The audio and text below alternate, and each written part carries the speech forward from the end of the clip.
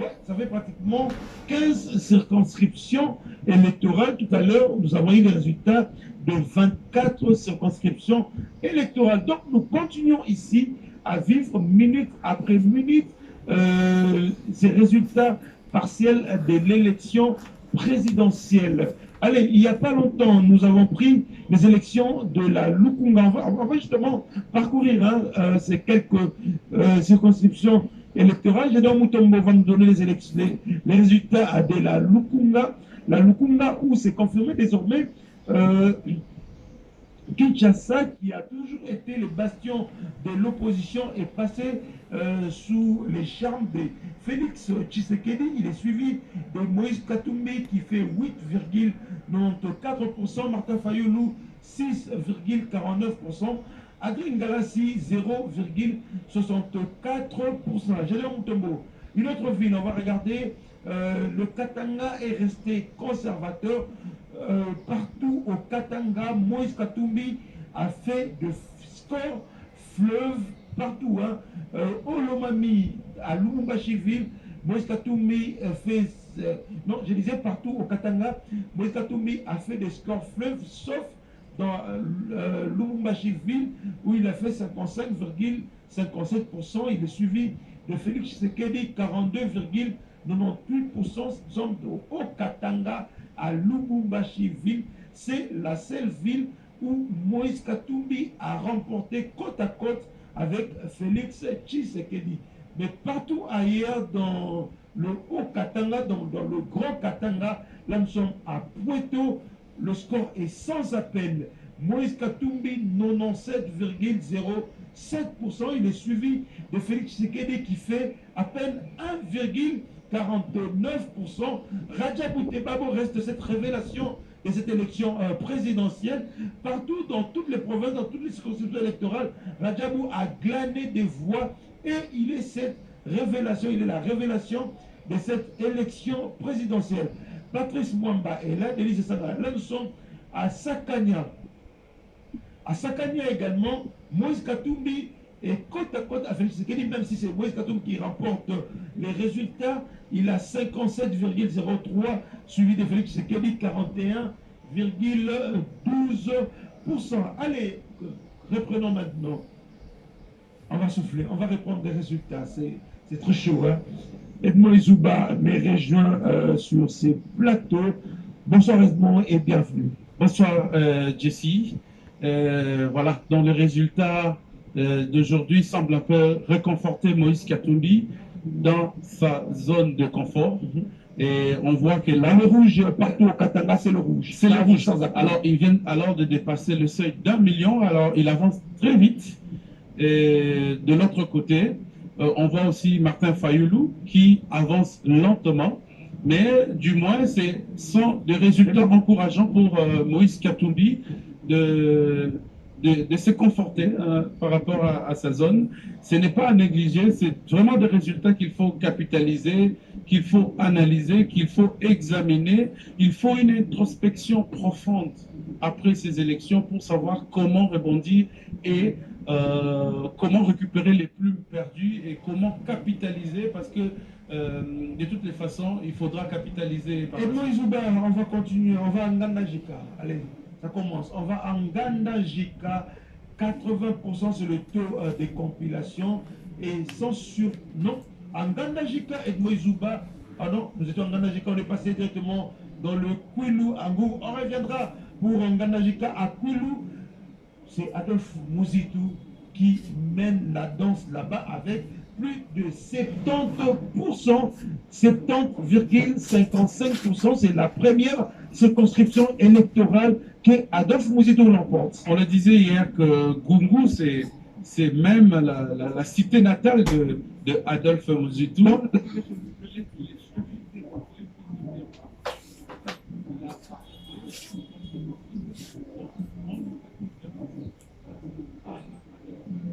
Nouvel élan, sans pour autant le dire, c'est parmi le jeune parti politique, une jeune formation politique qui a quand même beaucoup de bases, beaucoup de sièges.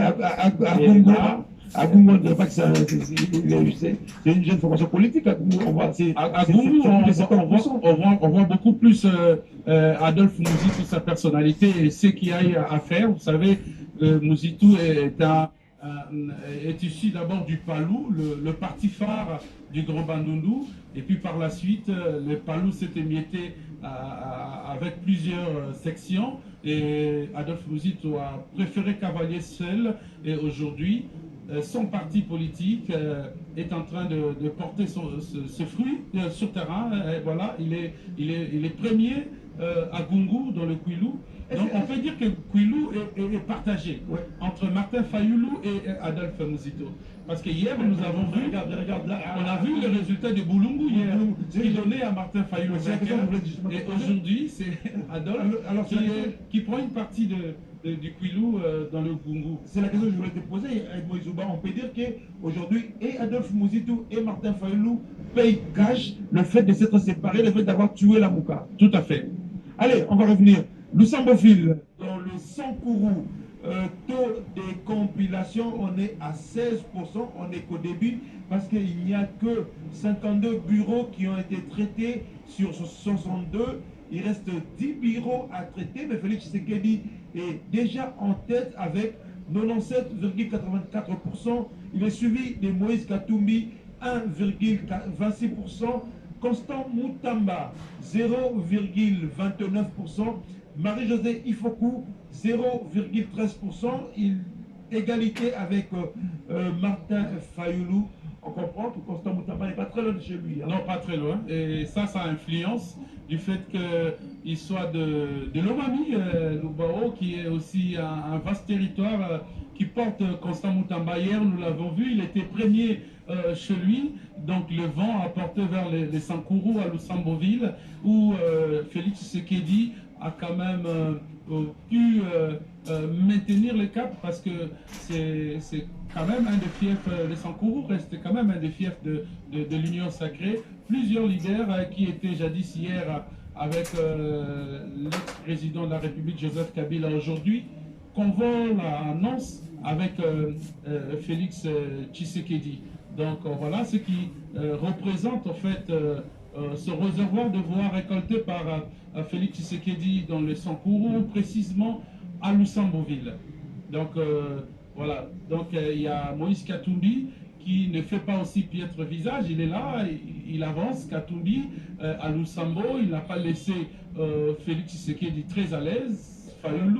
Moïse Katumbi a fait de son mieux pour essayer d'arracher aussi quelques voix pour faire du mal à d'autres candidats. Alors, donc, Edmond Izouba, on parlait de Kwilu. Alors, on va aller à Pangui, dans le Maniema, bulletin blanc, 17, nombre des bureaux restants, 215 sur 289. Il reste 74 bureaux, 25% le taux des compilations. Moïse Katumbi est en tête avec 64,19%. Il est suivi de Félix Tshisekedi, 34,31%. Et moi, on peut dire que le Maniema, à part 2-3 circonscriptions, là, l'alliance avec Matata Ponyo a payé. Oui, a beaucoup payé à Moïse Katumbi, mais il ne faut pas seulement lier Maniema à Matata. Katumbi était déjà présent dans le Maniema avec Salomon Escadela. Salomon Escadela. Il y a quand même une chaîne de télévision en pleine ville de Kindu, mais aussi chez lui dans son territoire. Donc voilà, ce qui représente ce voix. Katumbi a arraché. J'ai envie de faire un peu de polémique entre Salomon et Matata, qui a beaucoup apporté à Moïse Katumbi dans le Maniema. Bon, le problème, c'est la longévité. La longévité de Maniema, de Salomon avec Katumbi pourrait justifier beaucoup. Mais sauf que les leaders ne comptent pas dans la longévité. Les leaders, il peut sortir aujourd'hui, demain, il devient populaire. Ce qui explique que Matata a beaucoup apporté à Moïse Katumbi, que Salomon qui a longtemps duré avec lui. Mais n'oubliez pas, Salomon, en termes de collaboration, en termes de contribution à Moïse Katumbi, en tout cas, il a fait mieux, et il continue encore de faire mieux, parce que tout en étant en prison, Salomon Escadela a battu campagne, et je pense que la population du Maniema lui a fait confiance. Et là, on passe dans le Lualaba. On va prendre Jessie, Lubudi. À Lubudi, dans le Lualaba, Moïse Katumbi est en tête avec 81,2%. Il est suivi de Félix Tshisekedi, 16,65%. Martin Fayulu, 0,27%. Et Constant Moutamba, 0,19%. Alors ça fait 3 circonscriptions de suite où Katumbi est vainqueur. C'est là. Le Katanga est resté conservateur. Tout à fait. Le Lualaba, il fallait même fermer les yeux pour Moïse Katumbi. Il fallait voir combien il a été accueilli dans le Lualaba, à Kolwezi, un peu partout. Donc Moïse Katumbi est porté. Et aussi, on doit rappeler que Moïse Katumbi était gouverneur du Grand Katanga avant le démembrement. Et parmi les réalisations de Moïse Katumbi, la route la plus longue, je dirais jamais réalisée peut-être, de Kasumbalesa à Kolwezi. Et là, ça reste, je dirais, une réalisation qui aujourd'hui, même à l'absence de Moïse Katumbi, plaide en sa faveur. Alors, on parlait des leaders locaux. Parlons du cas de Lualaba. Prenons le cas de Lualaba. J'ai envie de parler de la gouverneure Fifi Masuka.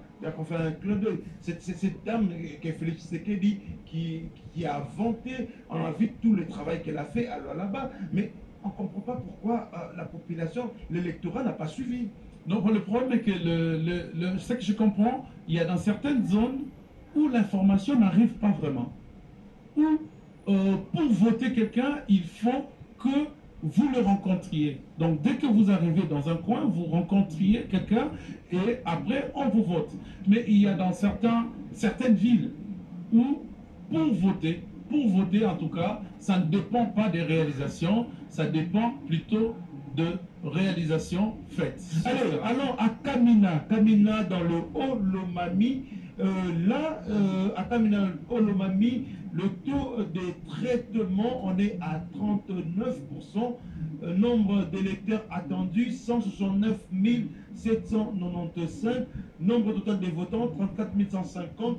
Et là, encore une fois, Moïse Katumbi, le score est sans appel, 96,5%. Il est suivi de Félix Tshisekedi qui ne fait que 2%. À Kamina, Marcel Ngoï, Edmond Izuba, le Katanga est resté égal à lui-même. Se présente comme le grand leader du Katanga, nonobstant la présence de tant d'autres personnalités qui ont battu campagne en faveur du candidat numéro 20.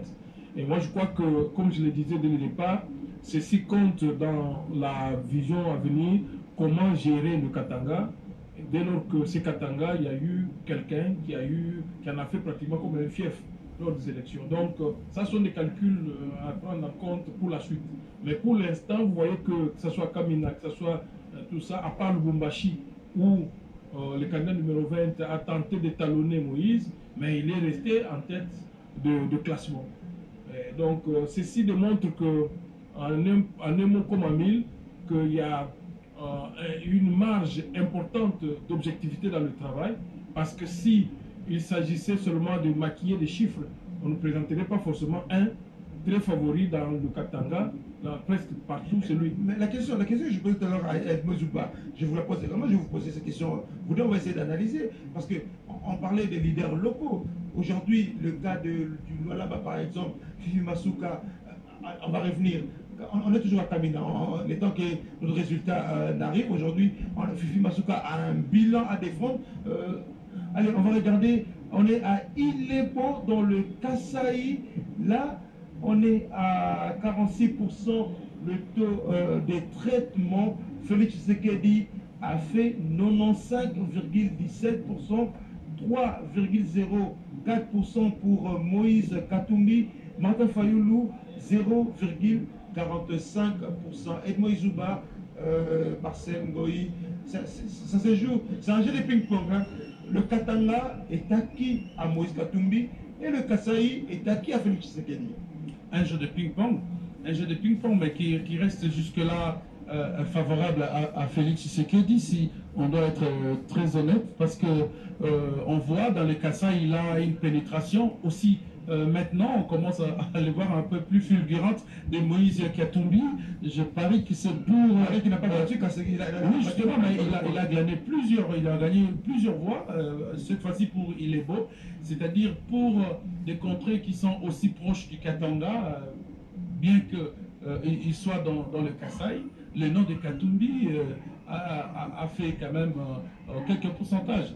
Donc 3%, ce n'est pas rien, ça représente quelque chose quand on mélange un certain nombre de pourcentages qu'a réalisé Moïse Katumbi, parce que avec le Lualaba, ça faisait 4 fois de suite qu'il est vainqueur dans des circonscriptions qu'on venait de publier tout à l'heure. Alors, tout à l'heure, on parlait par exemple de la gouvernance de Masuka aujourd'hui, qui a un bilan, qui a beaucoup de réalisations dans le Lualaba, qui a pratiquement transformé le Lualaba, mais curieusement, le vote ne suit pas. Comment tu expliques cela, Marcel Boy? Il ne s'agit pas d'une juxtaposition des voix des uns vers les autres, mais il s'agit ici des suffrages réellement exprimés. On va marquer une pause, on revient sur le là-bas. On a dans le Sud Kivu, à Bukavu-Ville. Et là, Bukavu-Ville, c'est Félix Tshisekedi qui prend la tête, le commande avec 71,87%. Il est suivi de Moïse Katumbi, 21,32%. Naturellement, Denis Mukwege, Marcel Ngo, tu le disais tantôt, Denis Mukwege est troisième avec 51,80%. C'est chez lui. C'est chez lui, à Walungo aussi, où il a fait les scores enviables, mais il fallait, comme je le disais tout au début, c'est un candidat qui aurait pu être un candidat de surprise peut-être plus tard. Il est venu un peu tôt, et il n'a pas eu le temps de bien faire campagne, il est connu comme médecin, prix Nobel, mais comme leader sociologique, leader politique, il fallait encore peut-être un peu plus de temps, mais là, quand même par adhésion, par affinité, comme je le disais, il se positionne en troisième. Alors le Sud Kivu, Edmond Zoubaz, qu'est-ce qui fait que pratiquement le Nord et le Sud Kivu, c'est sans appel, c'est Félix Tshisekedi qui l'emporte? Oui, il faut savoir que le combat de Félix Tshisekedi de vouloir à tout prix son engagement de terminer la guerre, mais il y a encore une autre dimension. La plupart des leaders de ce coin de la République sont avec Félix Tshisekedi. Et ça influence aussi parce que, par exemple, dans le Nord Kivu, là-bas, c'est connu que c'est une partie de la République où la plupart de ses citoyens obéissent à des mots d'ordre. Donc, il suffit que parle Moussa Nyamwisi, il suffit que Julien Paloukou parle, il suffit que Vital Kamerhe parle pour que ça se suit. Donc, également, Bati Lukwebo aussi, qui est l'un des leaders de cette partie de la République, et effectivement, comme à Bukavu-Ville. On revient alors à Dekese dans le Kasaï, Félix Tshisekedi 98,76%, il est suivi de Moïse Katumbi 0,5%, Martin Fayoulou 0,21%, Radjabou Tebabo a encore frappé, il a 0,16% et il est quatrième. La grande surprise, c'est Radjabou, qu'on n'a pas vu battre campagne, qui n'est connu vraiment pas depuis. Tantôt troisième, tantôt deuxième, tantôt deuxième, hein? Il est deuxième à Iroum. Oui. Alors, il est grande surprise parce qu'il y a des figures bien connues, des gens de grandes bouches, de grandes gueules, qui sont inscrites, des personnes qui sont inscrites dans cette course-là, mais dont le nom, c'est toujours les 0% qui battent le score de l'échec, qui tiennent pratiquement la queue du serpent. Et ici, je considère que l'avancée de Radjabou, comme je l'ai dit, ce sont peut-être des ramifications liées aux ONG, aux structures de la société civile. On parle aussi de mouvements de noirs islamistes aussi. Donc, il a et quand vous regardez même les logos de son parti, je pense qu'il y a une silhouette de Simon Kimbang ou quelque chose, ou Dieu des Noirs, quelque chose comme ça. C'est un peu, Radjabou ressemble la foi, au candidat Ngalassi. Beaucoup de questions. Candidat Ngalassi, c'est aussi c'est un pasteur, il a une un aspect de l'église. Oui. La croyance qui est là, qui joue en sa faveur. Il y a des endroits où il est quatrième aussi. Donc, on voit que visiblement, ça n'aura pas été facile pour Marie-Josée Ifoufou. Ça n'aura pas été facile non plus pour Joël Billet. Pour Floribert Angeloni, Joël Billet. Allez, on va à Lusambo, dans la province de... On va à Lusambo, Sankourou. 95 099, c'est le nombre d'électeurs attendus. Nombre de bureaux traités, 5 sur 260. On a encore 260 bureaux à traiter. 1% c'est le taux de traitement. On est qu'au début. Et là, Félix Tshisekedi, 99,06. Moïse Katumbi, 0,43. Et Martin Fayoulou, 0,29. Mais le pasteur Cordon Ngoye est quatrième. Oui, là aussi, la croyance, peut-être à une voix, ça représente beaucoup. Mais écoutez, on est tout au début, vous avez rappelé, parce que c'est sur 265, 5 seulement de bureaux traités, 260 bureaux à traiter, mais déjà là, les tendances orientent déjà les vainqueurs. On va vérifier alors, parce qu'on parlait du cas de là-bas, avec la gouverneure Fifi Masuka. Oui, mais c'est un cas aussi significatif parce qu'en fait, Fifi Masuka, c'est celui qui a remplacé Richard Moyej et dans le fond d'une bataille politique acharnée et que tout ce qu'il a pu réaliser avec tout ce qu'il y avait comme société implantée là-bas pour exploiter les